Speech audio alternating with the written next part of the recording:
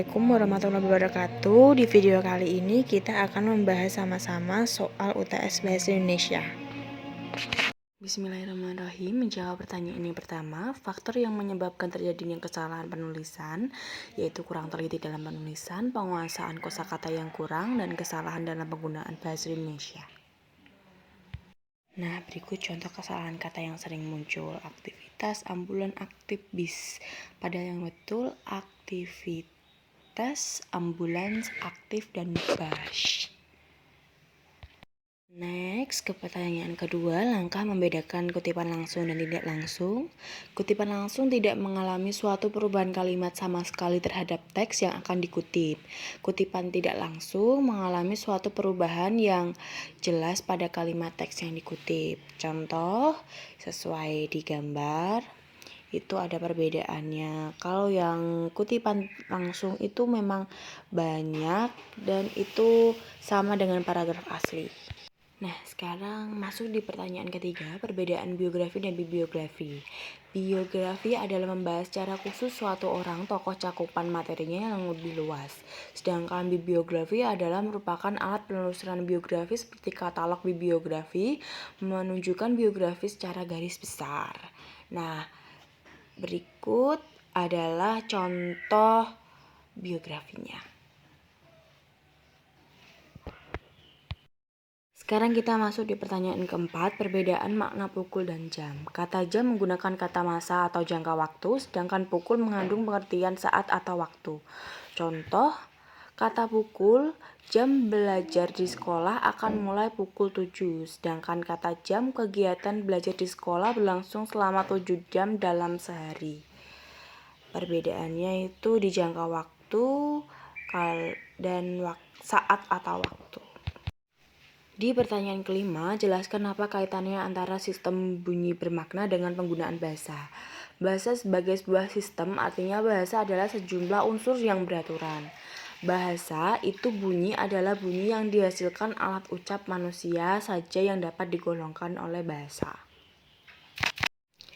Di pertanyaan keenam, mengapa masih sering terjadi kesalahan penulisan tanda koma? Kesalahan penggunaan tanda koma yang paling banyak adalah tidak menggunakan tanda koma setelah kata penghubung atau ungkapan penghubung di awal kalimat. Berikut contohnya.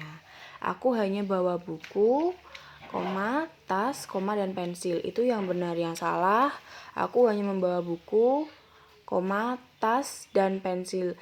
Di penulisan tas itu tidak ada tanda komanya, jadi itu salah. Jadi pertanyaan ketujuh, perbedaan titik dua dan titik koma. Perbedaan adalah secara garis besar, perbedaannya kedua dapat dilihat melalui kata sebelum dan sesudahnya. Bila memuat perincian makna kata menggunakan titik koma, sementara untuk titik dua penggunaannya lebih beragam ya teman-teman.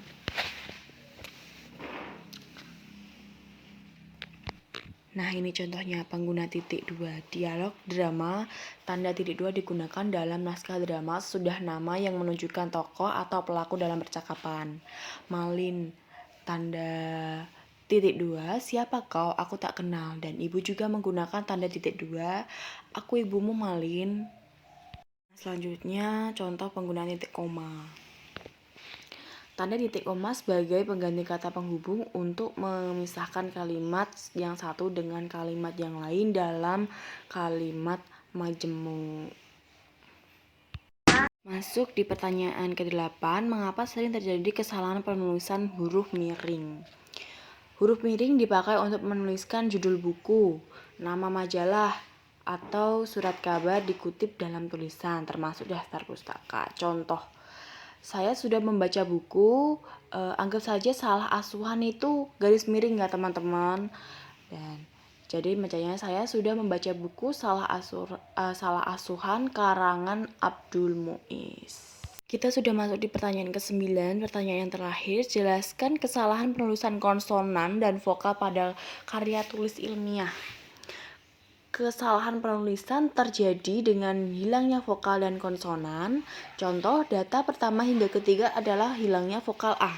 di antara sebuah kata yang ditulis. Dan data kedua, vokal A hilang antara konsonan D dan F pada kata dapat yang ditemukan pada kalimat. Terima kasih. Wassalamualaikum.